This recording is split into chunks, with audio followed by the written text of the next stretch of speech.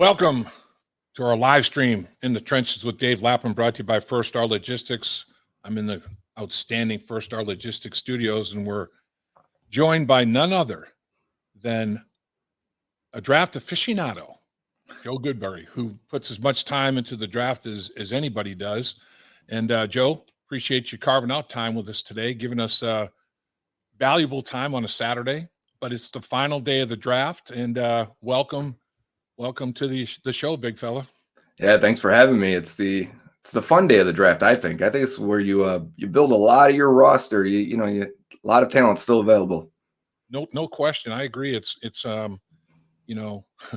fourth round. I think is still a sweet spot of this draft. I think you're going to get a lot of good football players well into the fifth. And really, Bengals. Let's talk real quickly about potential Bengal needs, not needs, or things they'd like to address, because I think they're in pretty good shape from a roster standpoint. But the fourth receiver, is a possibility. And when you look at past successes, TJ Hurst-Manzado's first one that comes to mind, 7th round draft pick. Marvin Jones, 5th round draft pick. These guys obviously lived exceeded, I should say, expectations. What do you think? Do you think that might be, 4th, 5th round might be a target for that 4th wideout candidate? Yeah, for sure.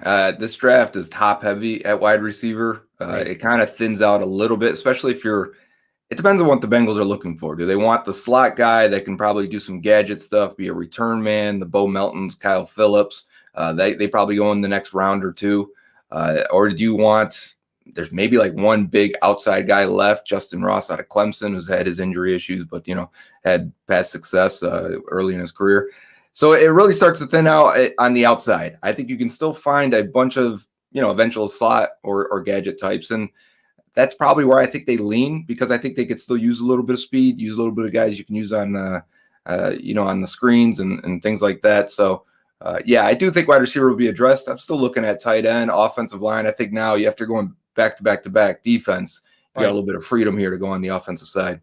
Right. I agree 100,000%. The tight end position, it's like Hayden Hurst obviously was the 25th pick in the draft when he came out of college. And, they signed him in free agency, and they spent a 2nd round draft pick a few years back on Drew Sample. So they do have some quote draft equity that in those two guys at that position. Before we start getting to participants here, and we appreciate everybody for jumping on board the live stream. As I take a look, we got a lot of people with questions and a lot of things to say, and love that. We love your engagement. We love your enthusiasm.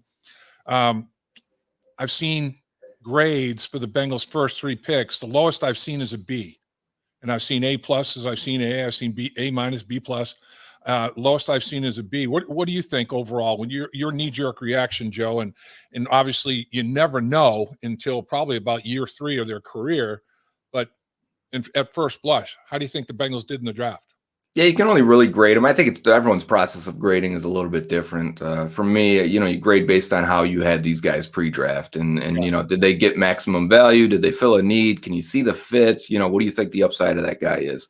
So far, I'm giving him a B, but I don't think that's low. Maybe I'm just a harsher grader. I don't know if there was an opportunity for an A. For me, getting an A would be getting extra picks, or somehow getting a guy that fell maybe a full round or so. A Joseph Asai pick last year is like, that's an A, because you get a guy that I have way higher. Right. For me, Dax Hill was actually number 9 on our board. So to get him at 31, extremely happy with that. I think that's a tremendous pick. Maybe it doesn't fill an immediate need, because then it would probably kick the can down a little bit for defensive tackle and corner. So I wasn't surprised when they addressed those right away. I think round 2 was interesting because the corner runs started happening like right away. I started getting nervous around pick like 55. I'm like, whew. If they don't get Cam Taylor-Britt, I believe I tweeted it around this time, they're like, that's it for the 2nd round corners. You're going to have to go into round 3 or 4, or else you're reaching. So they move up. They get the last guy that I think can be a starting outside corner. So I like that pick a lot. I like, being aggressive, going up and getting your guy. And then Zach Carter, Taylor-Britt, I had 65th. They got him at 60. So they moved up, and, right. Carter, I had him at 90 overall on the board. They got him at 95. So I didn't think it was a reach. Right. To be honest with you, I think this defensive tackle class really dropped off in this range. I wasn't huge on Perrion Winfrey. That was the name I think that was batted around a lot by fans. He just didn't play the run at all, and then he never tested athletically. So he's kind of a mystery. His profile is a little incomplete. I had Carter right with the guys like Thomas Booker and Matthew Butler in that range of go late third, mid fourth round. So if they want to go ahead of it and pick that guy with a late third round pick, I've got no problem with it. Yeah, I mean, I was, obviously they had Dax Hill. My understanding is the Bengals on their board, they had him in the teens. He was coming off the board, top 20, into the teen. And again, let your board talk to you, right? I mean, he's there at 31. Now, here's a guy that can play the versatility, play safety, can play slot corner, and he has had some experience on the outside and running a 4.38. You got to figure he can run with people. I mean, both guys they draft 4.38, their team speed has just taken a major influx. I mean, you got two guys that sub 4.4 now, and the people that you have to deal with in not only in the National Football League, but how about the quarterbacks that can run around the AFC North now? With Jackson and Watson, and they've got these two guys are additional spy candidates. They have more spies than the FBI and the CIA, man. They got spies everywhere. Defensive line, linebacker, back end. They're going to change it up. Lou is going to be his game plan is going to be CIA, FBI, I think. Yeah, that's the thing about all three of these guys. Versatile. They all played multiple positions. There were some that had Cam Taylor-Britt as maybe a safety potential convert because how much zone they play, how much off zone they play at Nebraska. He just looked very adept at reading what's in front of him, knowing how offenses are trying to attack him with combo routes and stuff. Really good at that. He probably would have made a good safety. Now he'll make a really good zone corner for the Bengals after taking Dax Hill. But you're right on Dax Hill. I think what he allows you to do at safety, and we'll see how he gets on the field, right? They played a lot of 3 safety last year. They brought Quentin Flowers in to cover tight ends. I think now you get an upgrade at that spot as well. I think the advantage is, like, say you want to play man coverage and the defense wants to, or the offense wants to shift or put a guy in motion. And instead of following that guy, you can say, all right, Hilton, you stay on that side. Dax, you come down. You're going to cover that slot guy that's on the right side now. It looks like zone pre-snap, but you're playing man because you're not worried about one of your safeties going against the slot guy if Dax Hill can do that. And he looked like, man, I thought that was when he was at his best, when he's covering that slot guy, playing in the box, even though he's a smaller dude, really not, that size limits him at times. But I think just with that athleticism and tenacity, broad shoulders, long arms, he is tough to get around, man, and get away from if you're a smaller wide receiver. So I really like that pick, and that's why he was really high on our board. Tested fantastically. Production scores at safety put him in the 99th percentile, which means that's all pro level guys that in college, when they produce at that level, high upside pick. And wise coach that I really respected, defensive side of the football. His comment always was, you know what, when you have a guy that is a really, really good football player, get him as close as you can to the line of scrimmage. Even if he's a safety, the closer you get him to the line of scrimmage, the more havoc he can raise, the more problems he causes guys mentally, in the offensive line, at the quarterback position. And that's Dax Hill seems to be a guy, like when he's at the slot, he blitz off that slot corner, and that's obviously a weapon. And if they have Hilton and Hill, say a team comes out with double slot, you got those two guys, either one can cover, either one can blitz. I mean, it is. Lou Anarumo is going to be like the mad scientist in the lab, concocting and creating. It's going to be interesting to see. There's no doubt. Yeah, and then Zachary Carter as well, because he played end and defensive tackle. And honestly, I thought they played him too much at end. I think his future is going to probably be a defensive tackle, but maybe like a Wallace Gilberry type, where he kicks inside and nickel, can give you some edge stuff as you need. Maybe if you want to defend like the Titans or Ravens, they want to run, you don't mind having a little bit extra beef at the edge spot. That's where Zachary Carter comes in. And when you watch him, it's inconsistent. I think that's why you're a little bit people are over all over the map with the grade there, because you watch a couple games, you're like, I'm not seeing it. And then the next game, he's just consistently flashing for whatever reason. And you see that high-end athleticism, long arms, 33.5-inch arms, which inside, that's a big advantage. You'll see him, his go-to move, and he's got a few. That's what I think I like about him is he's got nice setup moves and counter moves. He loves to get that long arm from the edge, really jackknife guys up and get them off their heels. But then he comes next time with like a ghost arm. He'll put it out there, pull it in, dip underneath that, underneath his hands, and he just runs around the edge. For a guy that's 280 something, usually you don't see that type of agility to come around the edge like that. So I think he still needs development time. When I saw him at the Senior Bowl inside, they kicked him in much more there. I think that's where he struggled to turn his speed into power. It's going to take time. It's going to take more reps. I think Florida played him too much on the outside, even though he did do a lot inside. So I like to pick probably a little bit development. He's got a path to play early, but I do see the upside there. Yeah, I mean, I like his first step quickness. I think he's disruptive. I think he can penetrate, invert the line of scrimmage. Ogunjobi, that was his game. Mm-hmm. I'm not saying he's going to give you the Ogunjobi pass rush inside that Ogunjobi had a special season for the Bengals in that regard. Mm-hmm. But this kid, I agree, that stab move he has, and then a counter off the stab. It's, to me, I always hated the pass rusher that a guy that was he's got 5 moves and he's trying to use them all and he doesn't know which one is his best. Right. If a guy has one move and then he has a counter off that one move, you're cooked, man. It's like, oh, he's got 2 really, he's got a go-to and then he's got one that's not far behind and they're totally different. What am I going to do? You hate to get in guessing games like that, so it's going to be interesting. I agree with you. I think it wasn't shocking to me. The prior 2 off seasons, the Bengals spent hundreds of millions of dollars on defense, and they drafted offensively. And the reverse of it happened this year. They three offensive in free agency, 3 offensive linemen and a tight end. So you stands to reason attack the defense, and the first 3 picks of the draft they do it. No shock to me. No, when we talked last time, we laid this out completely about how when you spend that money, you kind of need the cheap labor of draft picks to fill in behind it and fill in the rest of the need positions on that side of the ball.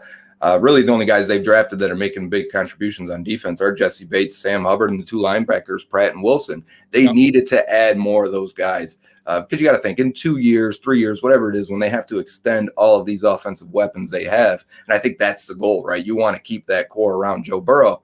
You're going to have these young draft picks on the defensive side. The Reeders and the Hendricksons and the Wouziers, they're not going to get a 3rd contract more than likely. That's when those guys, if they do, it'll be much cheaper. So the point is you get the young guys filling in on defense and you let the big money go to the offense in a few years down the road. Yeah, I mean, Joe Burrow, quarterbacks are making 40 to 50 million. You figure Joe's, best case scenario, 40 million plus. And then, you get wide receivers making 20 mil. You can't pay both your wide receivers 20 mil. I hope the next TV contract is a couple of $1 billion because our cap has to jump up big time to be able to afford everybody on a league-wide basis. Why don't we jump to some of our fans that have responded here to our live stream? We're going to start with Randy Byers. Did the Bengals go interior offensive line, tight end, or wide receiver with that 4th round choice? And with that 4th round pick, it's pick number 135 in the draft for the Cincinnati Bengals. What do you think? Yeah, all that sounds right. I don't know if Dave, if you're not as high on tight end, it seems like a lot of people are talking tight end, and I do think, and maybe some of that for me is the value you typically get in the 3rd, 4th, 5th round of those guys. Draft an athletic guy that was a big part of their passing offense, and that's where you find the Travis Kelce's or the George Kittles and guys like that. But I do think there's a lot of starting offensive linemen still available. I like Zach Tom out of Wake Forest. I like Darian Kennard out of Kentucky. I think Cade Mays, the center out of Tennessee, also Donovan West, the center out of Arizona State. I do think there's some starting, offensive linemen there. Whereas receivers, I see it more as backups to gadget guys, but I think they need that as well, and they need a return man. So I do think they're probably looking at all 3 of those. And it's hard to project 30 picks still to go. Tight end just went off the board to the Bucks. Cade Otton, who out of Washington, very similar Washington type tight end that has been going. We know the Drew Samples and I forget the guy that went to the Seahawks the year before that. Good blockers with good hands, but not much athletically. So I wasn't too much interested in him. But I do think those are the positions of let's see where the next 30 picks go. Yeah, I mean, I wouldn't hate them addressing, any of those spots, particularly, the tight end that just moved on to the New York Jets, CJ Uzomah, came in as a 5th rounder, so this is where in, 4th, 5th round is where you can get yourself a weapon, a guy that can definitely play in the National Football League. There's no question. Josh Holland, what about guard? It's a need. Yeah, interior offensive line. The left guard position is the remaining question, I guess, and it's going to be a free for all in there.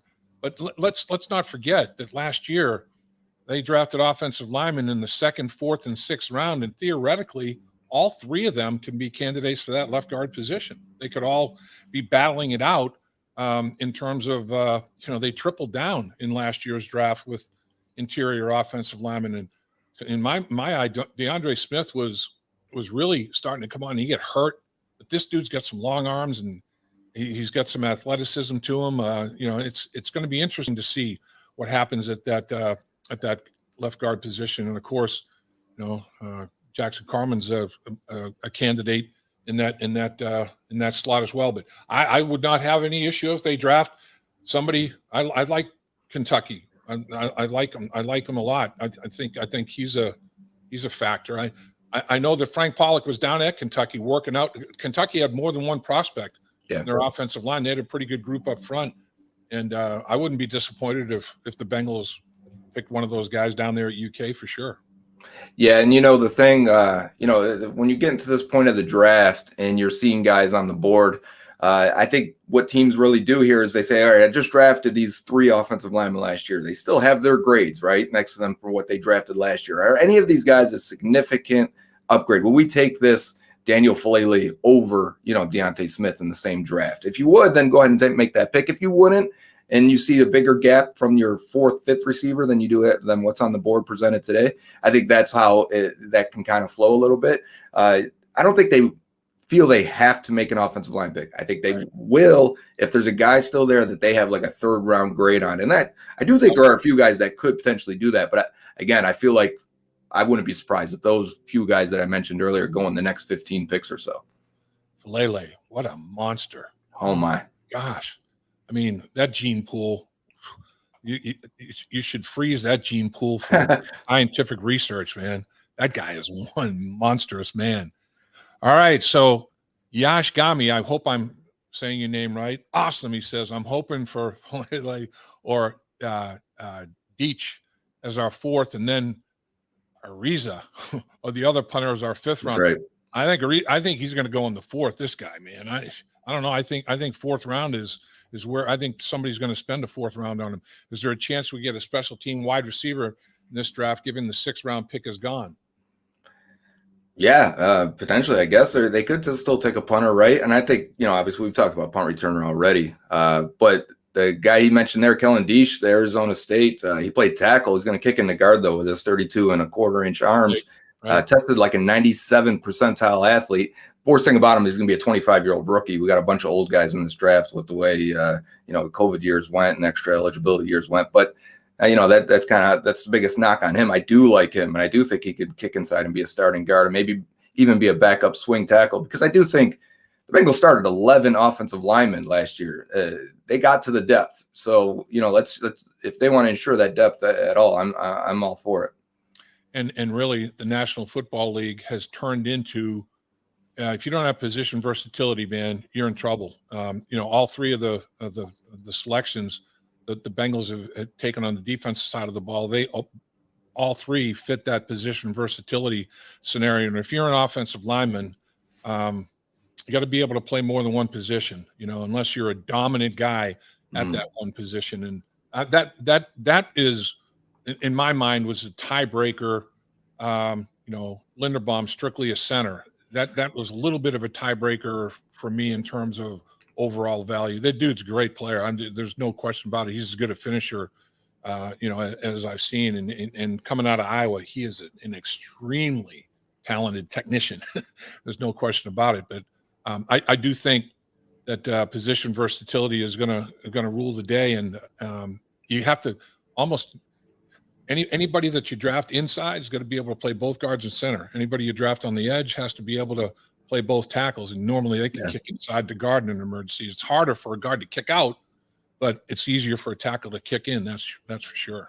I was going to ask you about that, about the the single position for Linderbaum, how much that affected, because you see teams around the league now when they draft a center, they don't want to plug him in right away, or they want to put him at guard for a year. And if you can't really do that with Linderbaum, did that, really lower the value for a lot of teams? Yeah, I think it's a tiebreaker. And it's a small tiebreaker, but I think it probably is a little bit of a tiebreaker. Move on. What do we have next, Dave? Stephen McCoy ran 2 mocks today.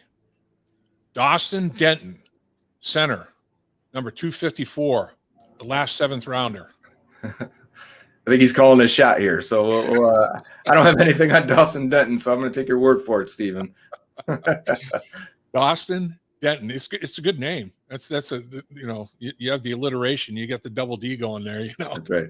But yeah, I mean, at that point, the other thing that the Bengals honestly have done a pretty good job of is the college free agents. They have unearthed. They spend a lot of time on it. They take it seriously. I think they take it more seriously than some other organizations do. Just looking at their visits, a lot of them are going to be 7th rounders or priority free agents, and that really shows you that they want to. Those are extra draft picks. No question about it. And they've unearthed some gems that have made rosters for them over the years in that regard. Who do we have next? We have Yash back again, or big blocks with drop tops. I love this draft. Very general statement. He loves the draft. Yeah, I mean, defensively, I think, like Lou Anarumo said in early presser that he had before the draft started, you don't have to be a football Einstein to realize that we need some additional bodies on the back end, and they addressed that. And with Ogunjobi moving on, that was a hole.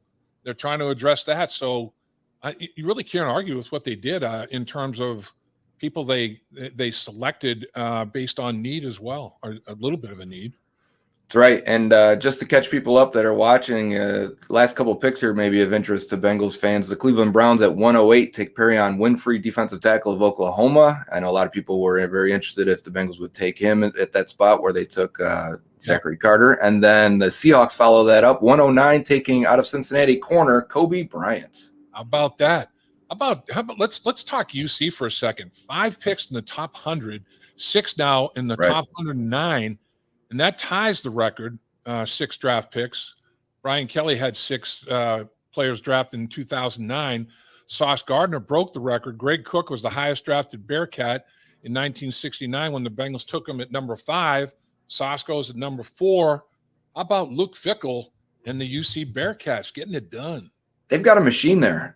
Some of these guys were transfers, like Brian Cook, the safety, and he goes in the 3rd round, or was it late 2nd? Either way, he goes on day 2. And then a guy like Sauce wasn't a super high recruit, and he develops himself into a guy that teams were scared to throw against. Like Alabama was like, we're not even going that side. Here, you can cover this bum we've got. It's a 4th receiver. No respect to that guy, disrespect to that guy. But they put all their good receivers on the other side and said, we're not messing with Sauce on that side of the field. So yeah, that's a good sign that it's not just a 1 or 2 year thing. This is going to be a program that probably churns out guys for a while because they're developing them. Yep, they're recruiting them and developing them for sure. The only thing about when I watch Sauce, he's very handsy. Mm-hmm. He's long, but he's and in the NFL, there are specific officiating crews, man. If you put a fingernail on a guy more than 5 yards down the field, man, you're getting hankied, Yeah. And you got to keep the hands within the framework of the body, and after 5 yards, hands off. There's going to be a little bit of adjustment for him, I think, from a technique standpoint.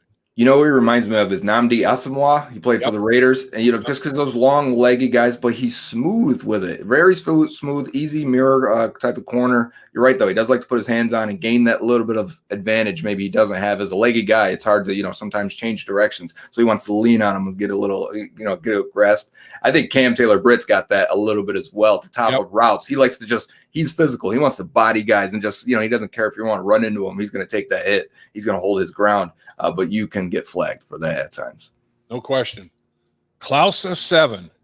If anyone is an Ohio State football fan, then you know all about Dax Hill. This guy has crazy range and is all over the field. We needed that backside speed. That guy's Klausa here. At least he's very neutral with it. There's a lot of Ohio State fans that whenever they see a Michigan pick, they get a little sick to their stomach.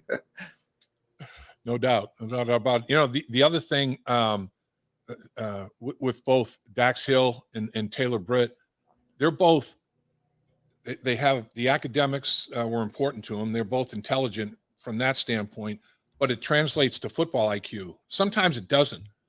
Sometimes guys have football IQ, but not book smarts. And these guys seem to have both, and that's the best of both worlds, no doubt. When you can see a guy's versatile, you know that the coaches trust him. And that, like if you see that they're just letting this guy, you see a little, I use this example for when I'm watching prospects, a middle linebacker, and they just want to blitz him up the middle every time, even run blitzing. It's like, yeah, that guy probably doesn't know what he's doing. Well, other than that, they just want him, hey, just attack, be fast, be strong, and create for other players. But when you can move guys around to multiple positions, someone gets hurt and you kick them to that spot, that's a sign that the coaches trust. You know exactly what you're doing. You can probably make calls. There's a few plays you'll see with Dax Hill as he's covering it and it gets in a deep half. He's pointing to guys as the plays are going, like, all right, I'm going to go take the deep route. You've got the crosser. So just pointing and guys are reading and reacting to what he's saying. It's like, yeah, that's what you want in a safety. And then with Taylor Britt, you see it consistently on tape. There's one play in particular that reminded me of Asante Samuel, who was so good in zone and so heady and will just almost bait you. And like, okay, I'm going to sit on this underneath route while you're going to try and hit the seam or this corner route behind me. And he was just too quick and too agile, and he'll just turn his hips, boom, and be in that passing lane. You see that with Taylor Britt a whole bunch. He just understands how the offense is attacking him. When you watch Dax Hill, safety, slot corner, he has played a little bit on the outside. With that 4.38 speed, do you think his hips are smooth and fluid enough? Can he flip his hips well enough to play significant snaps outside? I wouldn't say significant, to be honest with you. When I do see like the upside, because what do I look for in a guy that can play the boundary? I do want the long speed, and I want the ball skills. Are you comfortable turning your back in coverage, turning, locating, tracking the ball, making a play on it? It's different when you're inside of the hashes, right? You're more facing the quarterback. You can see it a little bit more. He's very good in there. There are a few. You see some wheel routes and stuff. He covers really well down the sideline, back to the ball. So maybe he could do it, but I think he even alluded to it in his press conference yesterday about he really wasn't asked to play that position specifically. So he's open to it, but just really hasn't been coached to do that enough. You're right about the hips. There's a few where you see he's got to, what do you got to do on the boundary also? You got to protect that deep stuff, especially if you're the only guy over there. You open your hips, turn and run. You got to be able to throttle down, get it together, snap, and get back to the receiver. I think he's a little bit clunky there, as a safety would be. He's an athletic safety, but he is still a safety. Right. All right, we got DeRocky. Need to get a receiver, tight end type for Joe Burrow. Hard to argue. I mean, the fourth receiver is an important scenario. There's no question about it. I think the Bengals trio, their top three receiver package is as good as the league can put out there. Yeah. But boy, if you come up with something else to add to the equation, man, that's going to be scary. Whether it be a tight end that has the versatility to flex and become a big receiver like a lot of these tight ends are, or a receiver in general that can just line up in the slot and get things done. And we saw when T. Higgins went down last year, that had an effect for that mid portion, games like 4 through 6 or whatever that was. That had an effect a little bit. Teams really started shifting towards Jamar Chase. And Higgins also hurt his hamstring really bad week 17 of his rookie year. That would have knocked him out if the Bengals were playing in contention for even further. So he's had a couple of injuries. He's got the shoulder thing now. He won't be ready until late in the summer. I do think they could value receiver really well. Last few picks, though, Dave, if you're interested, a couple guys we talked about, or at least one, Daniel Falele, the Ravens, 110. And then a guy I really liked was Daniel Bellinger, goes to the Giants at 112. I think Bellinger would have been when I went through my process and I go through the Bengals history and everything they draft and what it normally looks like, the guy that spit out a couple years ago was Drew Sample at tight end. This year it said Daniel Bellinger. And I'm like, okay, that's the 4th, 5th round pick if he's still there. And he's off the table.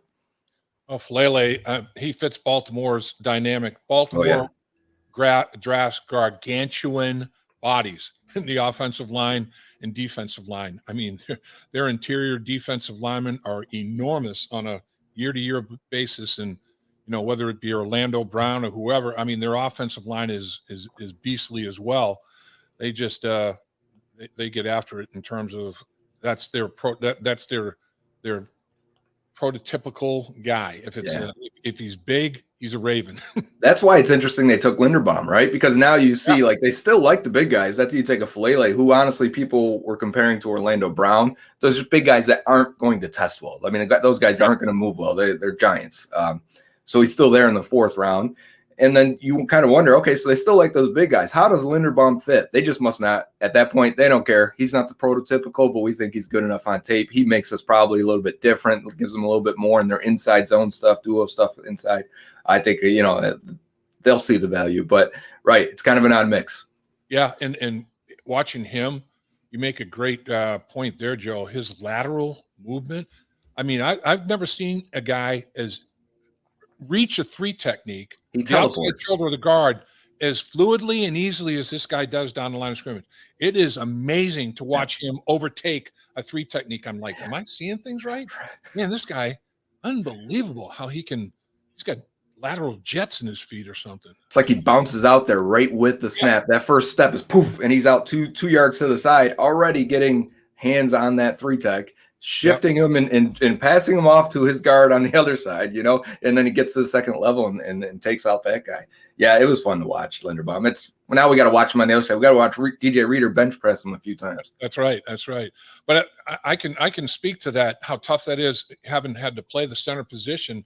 Blair Bush goes down, with a significant injury, and I have to play the last 6 games of season at center. I'd never played center.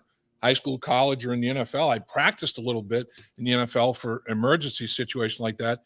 And my biggest thing I knew I needed to do first and foremost, make sure you get the exchange done. Sure. Yeah. So if you're snapping the football and you're taking that lateral step down line of scrimmage, you're shrinking that space for the exchange big time. And for him to have so much confidence in his ability and the quarterback's ability for him to get it up there, quarterback to get it out of there quick enough where he's going to shrink that space and get down the line like a jet. I'm telling you, man, there's a lot of talent involved in that. People don't even think about. And experience. I mean, he started as a freshman. He was like 278 pounds. And, that's where when people ask me, well, aren't you worried about the size or the strength? I'm like, put on his freshman tape. He was decent then, and he's given up 30 to 40 pounds on everyone he's facing. Look, they don't have to be a monster. They had to be a 300-pound defensive tackle, and he's given up a lot of size then, and he held his own. So I think he'll adjust and he'll figure it out. But you're right, on that snap exchange, that shows he's a born center, man. Like it takes a little bit of guts to be able to do it as quickly and fast and efficiently as he does. Yeah, and the thing about him, he was a very accomplished wrestler. So he loves it in the phone booth. He loves that close quarter stuff where he knows, like, from his wrestling background, I'm going to keep myself balanced. I know how to get him off balance. Yeah. And you don't need to have 35-inch arms to do that. And he feels comfortable in that environment. And his feet allow him to get an advantage in that environment because his feet are so good. And now all of a sudden, he's working his leverage. He's getting you off balance. Yeah, I'm not saying this guy is a football player. There's no 2 ways about it. And that's the underrated part about strength. We just think of, you look at the bench and the weight, and that's like the cursory way. A lot of people are like, oh, he doesn't have the power. His hands are super strong, and his core is really strong. Yeah. You see, and he's got a guy like this, and he can flip his hips and really get in there and get that leverage and that advantage on him. That's where the strength comes from with him. The one thing about Zach Carter that I was impressed with watching him, his hands are a blur. Yes, he's got some hands, and any athletic endeavor starts with your feet, ends with your hands. Whether it's hitting a baseball, throwing a baseball, shooting a basketball, catching a football, whatever it is, you got to get in position with your feet, and you have to finish whatever that athletic requirement is with your hands, man. And Zach Carter, the dude has some hands. And that's why I said that he's got about 4 or 5 moves that he feels, or at least he looks comfortable because he's quick with them and deliberate with those moves. And then when someone asked me on Twitter, why not Perrion Winfrey? Perrion Winfrey had no pass rush plan. Yeah. You got to have an idea of what you want to do, how you want to set it up. Starts with your feet, your get off. Can you get the guy off balance? Can you get the odd step where you can come back inside on him? Where Zachary Carter looks like he understands that stuff. Perrion Winfrey is more of just, I'm an athlete and I'm going to try and do what I can do out here. And I think you're going to get more success with the guy who's a master of his craft. And Winfrey, thing about him, his length. It's almost Oh like yeah, trying to block an octopus. You're blocking a condor. It's like you can't get into his body. If he gets his hands on you and locks him out, man, it's right. like you got to get those hands and arms off you. It's like you're never going to get to his body and block him. And to be Right. fair, Oklahoma, they keep slanting their guys one way or the other. It's Yeah. like so hard to, get a feel for what he actually can do. True. Good point. All right. I hope I'm saying this right. Nico Pico was a deep edge class. Could you see the Bengals going edge in the 4th round? I think there's some edge guys in the 4th round. Yeah, I do too. I'm pulling up my sheet right now. The guy I thought that they could have had interest in the last round was Kingsley Anagbare, who was a guy who could kick inside.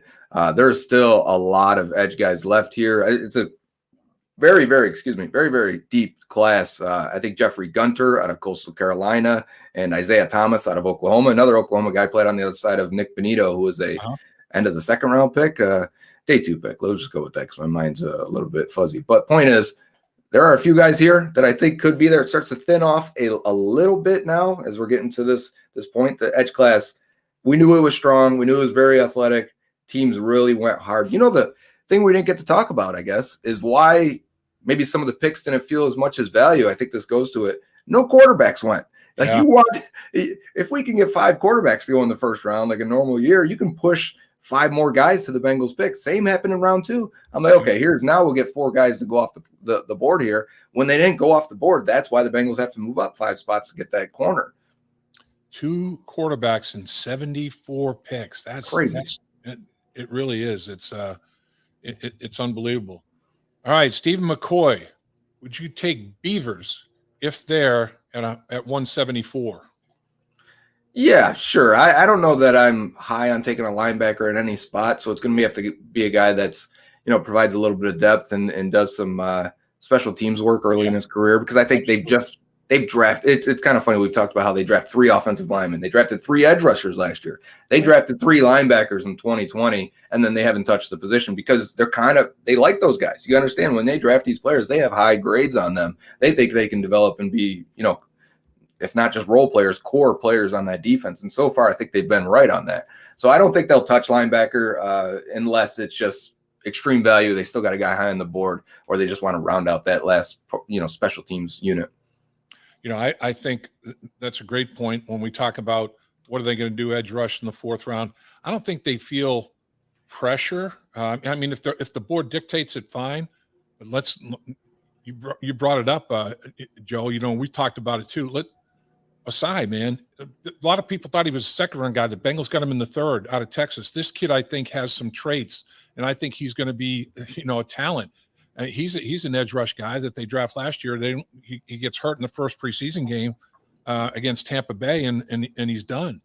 Hubert in the 7th round out of Kansas State, smaller guy and a blue collar, hard work, effortless, total effort, empty the effort bucket every snap, but a guy that you want to take a look at. So those are 2 guys that you're saying, all right, well, we drafted them last year, but we didn't really get a chance to even evaluate them.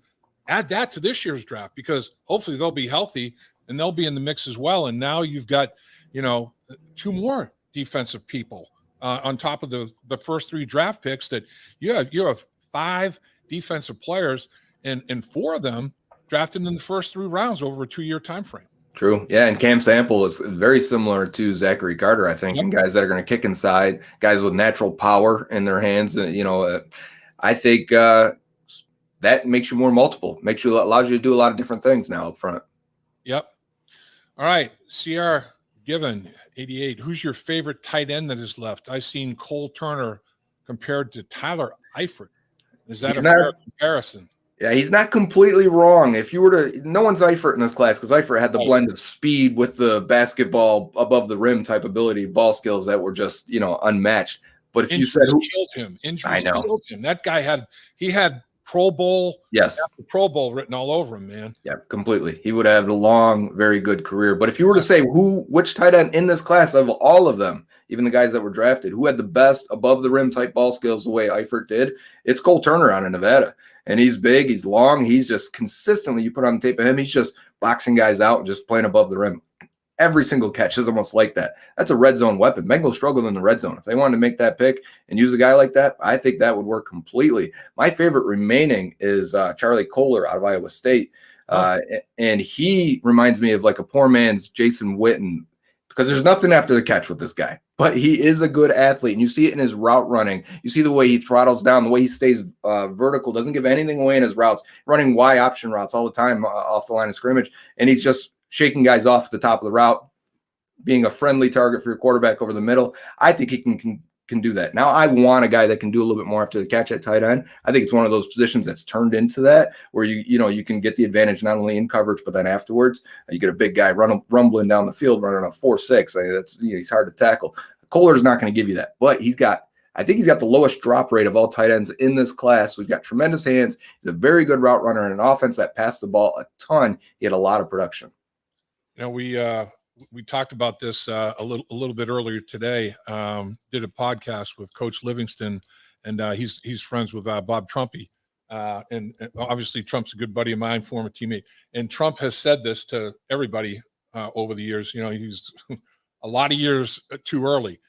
Bob Trumpy was a heck of a basketball player, and then played football obviously as well. Coat hanger shoulders, could really run. Trump ran solid 4.6. I mean, might even been a touch below on a real good day. His size speed ratio was unbelievable. And Paul Brown utilized him some. We ran the triple pass, double reverse, pitch back to the quarterback, and Trumpy had burned people down the field. But if Trumpy were playing in today's NFL, oh my gosh, he would be a matchup nightmare still, and Trump would put up some stupid numbers. It'd be crazy.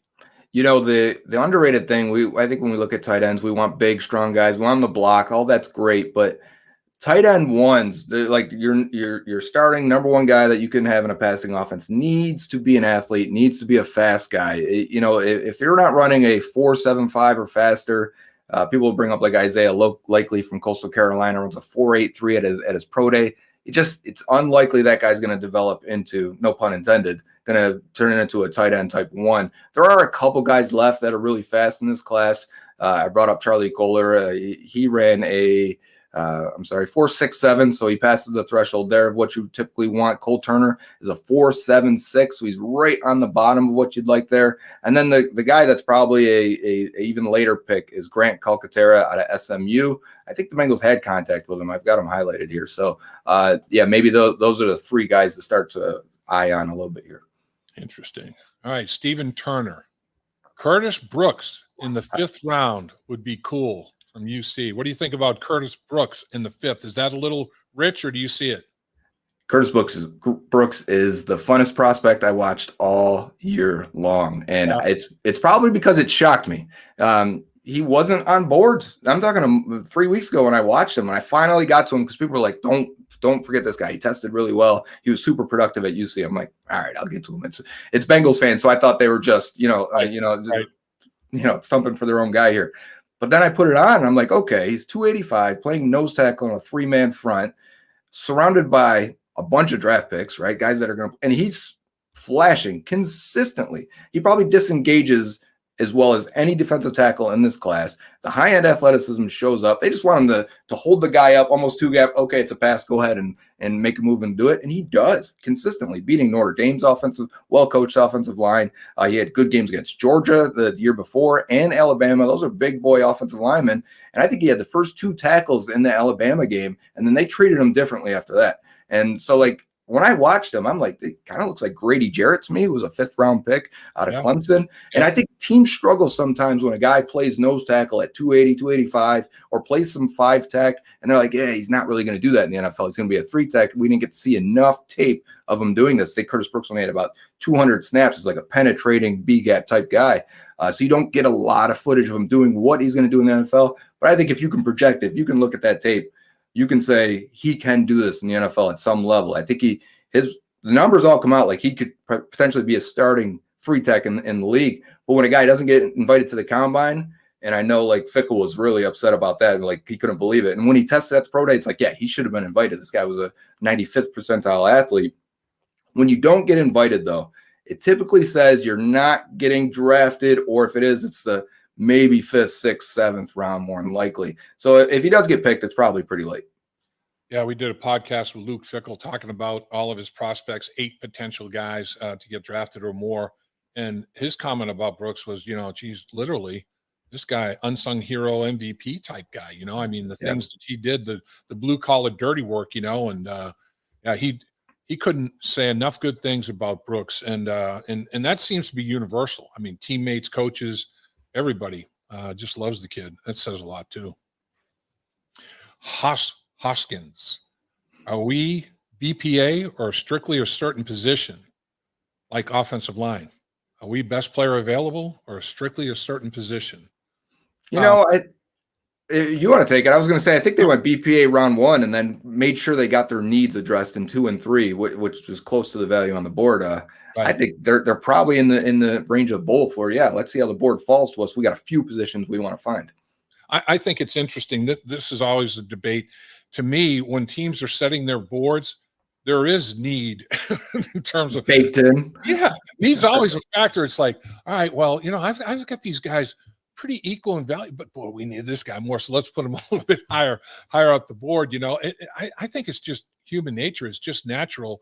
And that's the thing, say like we're talking about a nose guard, potentially for the Bengals, you have Tupou as a backup to DJ Reader. Is that something that you do, particularly after drafting, 3 players in the first, and Tyler Shelvin as well, and 3 defensive players in the first 3 rounds this year? I don't know, that comes into the mix as well. I mean, it's going to be interesting to see how they spread the wealth a little bit. You got to think that they're going to go at some point, offensive line, tight end, wide receiver. I mean, they're going to have to feed the offense a little bit. Yeah. So like for an example, first round, I've got, when Bengals are on the clock, I take a snapshot of the top 3 guys that were on the board. It was Arnold Ebiketie, the edge rusher from Penn State. Then it went Dax Hill, and then it went Lewis Sine, who went the next pick after the Bengals. If those were not ranked with position versatility or a position or need in mind, they just were how the score spit them out. If I were to put it in terms of positional value, and if I would have factored in age and maybe even where I see them potentially needing more of a guy, with both safeties being under contract for 1 more year and the 3 picks at edge, I probably also would have slid Dax Hill above Arnold Ebiketie. And so, like, for me, again, that's how you end up baking that into your draft board. I don't do that because I don't have a team, you know what I mean? But if you were Duke Tobin, that is already baked in there and you already have that guy above. And boy, like your point about no quarterbacks taken, to me, I was still there were players available down the stretch. Wyatt from Georgia was there. Karlaftis got taken right before the Bengals selected. I mean, I'm thinking Wyatt is still there in the mid-20s, late 20s. What is going on? It's because if quarterbacks were taken, it would have been a different dynamic. I don't know. It was a weird draft. All right. Sucks. Would you be upset if the Bengals decided to select Curtis Brooks with their next pick? We started the Curtis Brooks train. Now it's left the station. No bringing it home. Would I be excited? Yeah, sure. No, would I be upset? No, I wouldn't be upset because I think he's a good player. But having already addressed D-tackle, I do think they could use another 3-tech type. I know, after getting Carter, I still feel like there is some room for depth there. Mm-hmm. I don't think they'll spend another pick on it, but the only thing I would knock it for is I don't think he's going to go in the 4th round, but it is the end of the 4th pick. Right. That's the thing. They're so late this year, late 1 equivalent to, talent valuation. It's early 5 or whatever. There's not that big of a differential or a drop. Les Hernandez. Hello, Lapham Joe. What are the best Bengals tight ends available? Who do you guys think the Bengals may have their eyes on? We did talk that through a little bit. We did. Last few picks, though, if you're interested, for anyone's watching the stream here, a couple guys we may, if the Bengals want to double dip at corner, I think they could, even though they drafted a safety that could double there. Damari Mathis out of Pittsburgh went to Denver at 115. And an edge rusher I meant to mention when you asked the question, Michael Clemens out of Texas A&M went to the Jets at 117. I would have been interested in him. All right. Let's see. We got John Harden. They should have traded up with the Patriots to get Karlaftis. The Pats were begging to trade back. Cole Strange, right? They took Strange. How about that? How about McVay? I think McVay may have had an adult beverage or two. It seemed like he was really loose up there on that stage, and he was loose-lipped and loose-tongued too, boy. Well, they weren't picking for anytime soon, so if they wanted a few, that's okay. But they reacted exactly how I reacted, to be honest with you. So it was the Patriots. They do what they want, man. I've heard stories they've gone in the drafts with about 50 guys on their board. That's it. So they're not conducting it the way they've identified the guys they want already, and they're going to go get them. But I do see what John Harden, is saying there. You could have given him a 6th rounder and moved up 2 spots had you have really wanted to jump the Chiefs, which I think the Chiefs did a great job maneuvering the draft there, getting Trent McDuffie and then getting Karlaftis. I do wonder if Karlaftis would have been there, if it's Dax Hill or Karlaftis, because I was really high on him as well. All right, rank these 3 if they're still available. Kingsley Ngabari, is that how you say it? Yeah. Yep. Charlie Kohler, Marquise Hayes. This is from the Locked On Bengals. I used to host that podcast, so they're testing me here a little bit. And then knowing I like Ngabari and Kohler in this range, both grade very well for your 4th round pick. You'd get high marks from me. But after already drafting a guy that's going to kick inside with Carter, I'm going to put Kohler a little bit ahead of that. I'm going to put Hayes next. I have a lot of O-line guys that I trust, really love him as a potential starting guard. And then I'd put Enigbari after, and that probably goes against my board. But just, like I said, we got to kind of build the board with need in mind. Okay, let me ask you this.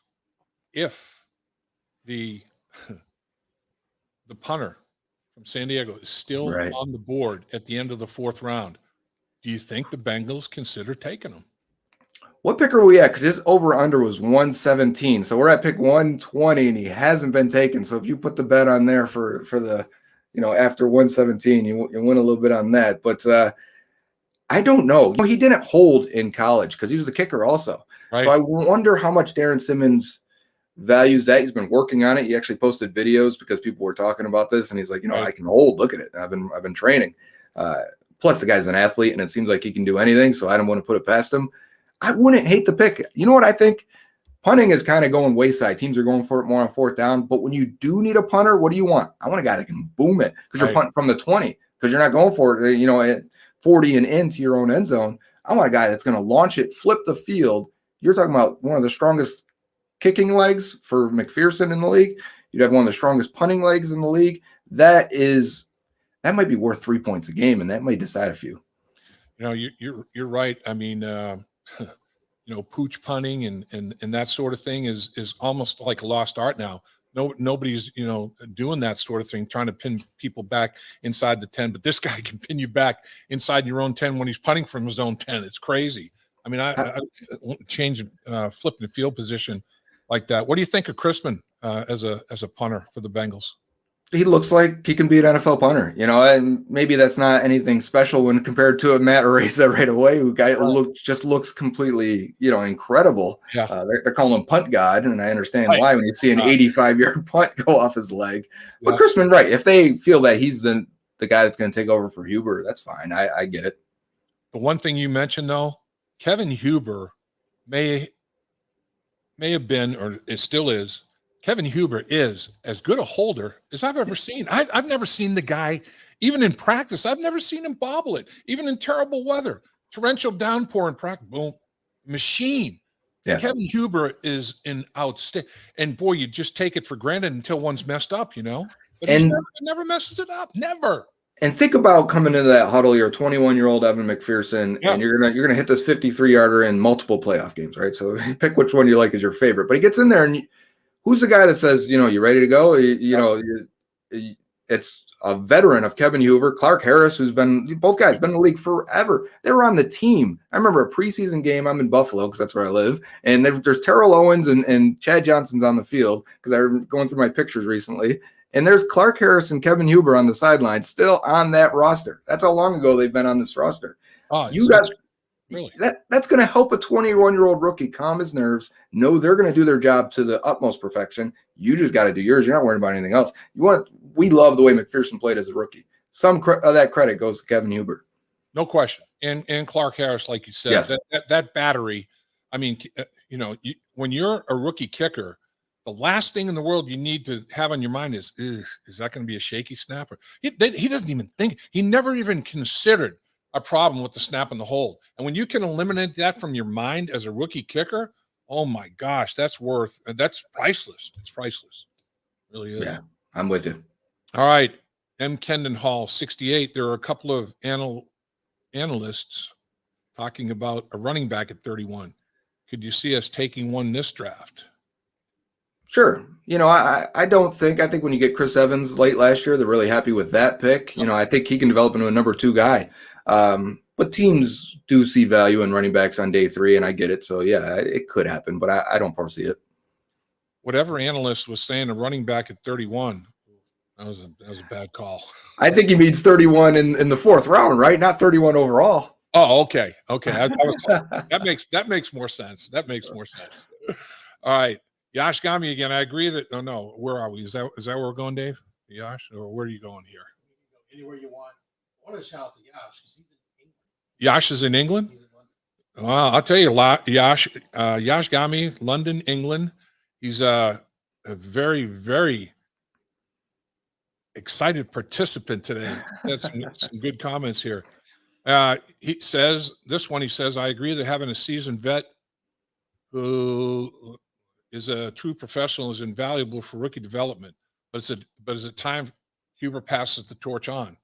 I mean, he's on the back 9. There's no question about it. It's if it's not this year, nobody can do it forever. That's for sure. He's had a brilliant career, no question about it. Local kid. I mean, high school, college, National Football League, all in the city of Cincinnati. That's rare. And performed at a high level at all 3 levels. No doubt about it. Yeah, it just seems like a great guy. You would know, though. He's the best. He is. Always Jerry. Do you think we should have traded Bates? I'm afraid we'll eventually let him walk for nothing. Time will tell on that, but he's all I can say is he's here for this season.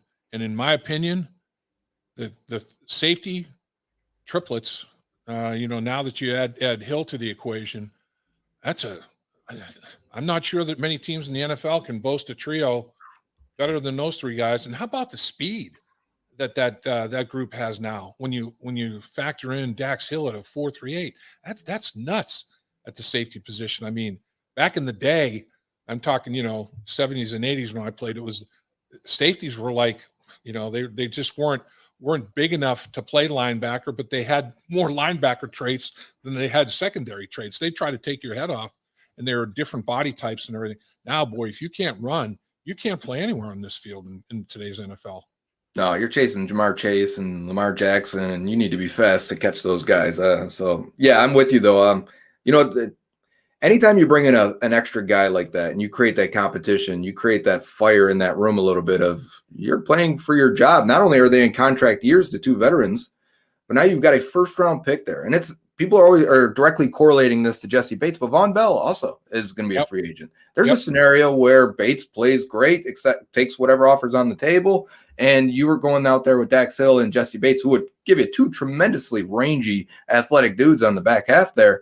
And we like Von Bell, but the idea that it's, when you look at the breakdown of Dax Hill, 300 snaps at strong safety, 300 snaps at free safety, 900 snaps in the slot.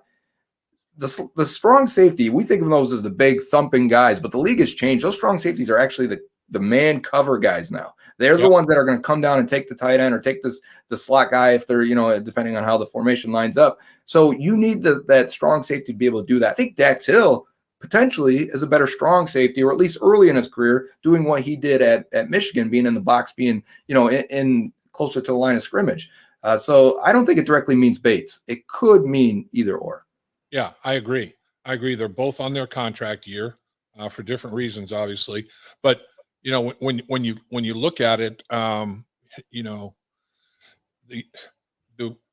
wide receiver position going off the charts. I mean, you're getting big bucks. Corner, big bucks. Safety, plateaued on the way down. People aren't that position looks like it's peaked from an economic standpoint, from a value standpoint. It makes you wonder when the Bengals made a significant offer 2 years ago, you could be living off of that offer for 2 years in, say at $12 million a year, as opposed to now, like, what is it? What's the ultimate? What's the final deal going to be? If it's not with Cincinnati, what's it going to be with anybody else? Man, I don't know. Did you miss that window? Did you miss that peak in valley? Or are you going into a valley in terms of value at the safety position? It's going to be interesting. What's the biggest need left in y'all's opinions? That's from Timothy Stanell. Biggest need. Depends on how you want to look at it, because needs is a blanket term.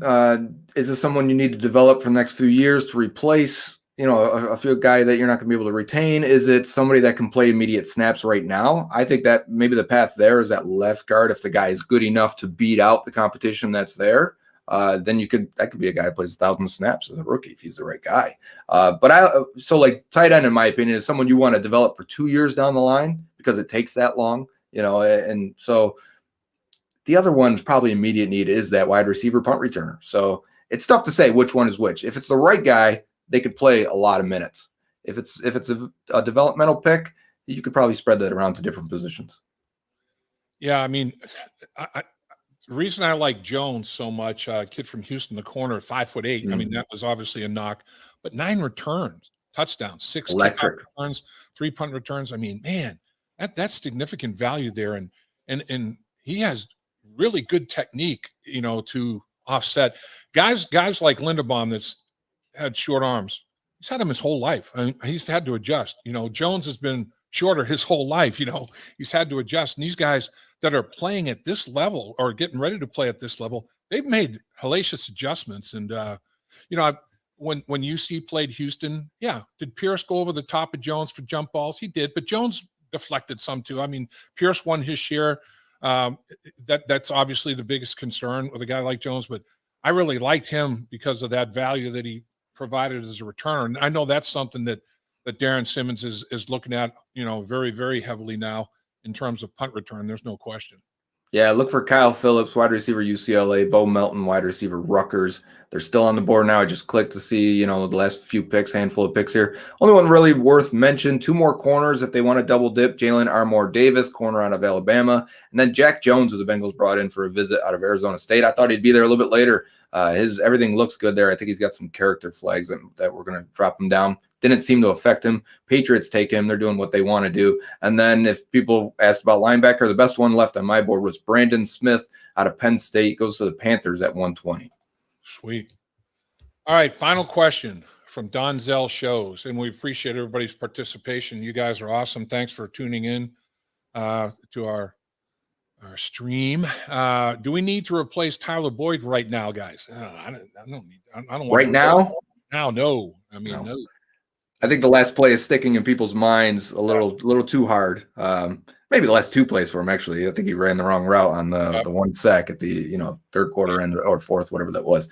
But he's obviously provided a lot more good plays than bad over his career. Still a good player, and maybe his last contract with the Bengals, and that's fine because they've drafted and replaced and upgraded at outside receiver. When I mention a slot guy, it's just because I think you could develop that guy for when Boyd leaves, or add a little bit of more juice, immediate, speed or agility to that spot. But I think Boyd is the slot receiver for the remainder of his contract. I agree, and I think Joe Burrow would agree with that too. He's got a chemistry with Tyler Boyd that's pretty special. What's up, Dave? We have to do this because every stream we have Thaddeus Moss. So okay, this was from Sleazy M. What are we going to do with Thaddeus Moss? We haven't done anything at tight end. We haven't done anything to this point in time with Thaddeus Moss. Is he an option at the tight end position? Joe Burrow likes throwing to Thaddeus Moss. There's no question about it. That's a big plus for Thaddeus Moss to have Joe Burrow in his corner. There's no question. He needs to stay healthy, to be honest with you. It's why he didn't get drafted. It's why he didn't work with the Washington Commanders. It's why even he was going to be active for a game. And I think he hurt himself in warmups. Was that it? Yeah. If I remember correctly. So, right. It's kind of cruel sometimes the way it works out. So he's got to stay healthy and show that he can be Burrow's best friend. Well, Joe Goodberry, you're not only a good Barry, you're a good man. Thank you. I certainly do appreciate you carving the time that you did with us, and great information. Nobody studies it any harder and any more intelligently than you do. There's no question. And can't thank you enough. Appreciate it. Well, thank you for having me. It was a good time. What was that, Dave? Oh yeah, I did want to say this. My older brother, Bruce, birthday was April 28th. So on this live stream, I want to wish my older brother, he's 14 months older than me. He's 71 years old this year. I got a big one. I got 70 coming up in June. That's crazy. I'm glad I made it though. And Bruce, happy birthday to you, my man, my older brother. Love you, man. 71 years young. Happy birthday to Bruce Lapham.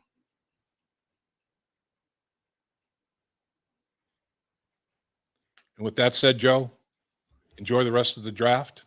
Yeah, we'll do. And I'm very interested, as always, college free agent battle, man. That's when the rubber meets the road. Those quick phone calls, those bonuses that are offered. You don't want to get drafted late in the 7th round. You want to be a college free agent. You're going to make a hell of a lot more bonus money than getting drafted and being controlled by one football team that has no money left to spend because of salary cap. You know what? Also, too, that's when you start getting some texts and DMs on social media from agents. Hey, what's the Bengals depth chart look like at wide receiver? Should my guy go there? Yeah. Yes, I do think your undrafted wide receiver's got a great chance to make a Bengals roster if they don't draft a guy in the next couple picks here. That's one spot for sure. Thanks again. Have the best weekend you ever had. Thank you. That would be great. Thanks, Dave. All right, Joe. At First Star Logistics, we're a very strict company that really puts the pressure on our employees.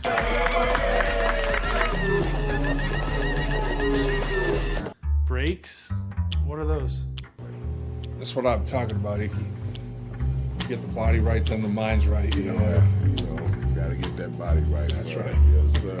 Become a star with a chance to earn the highest commission percentages in the industry as a freight broker agent. Check out firststarlogistics.com.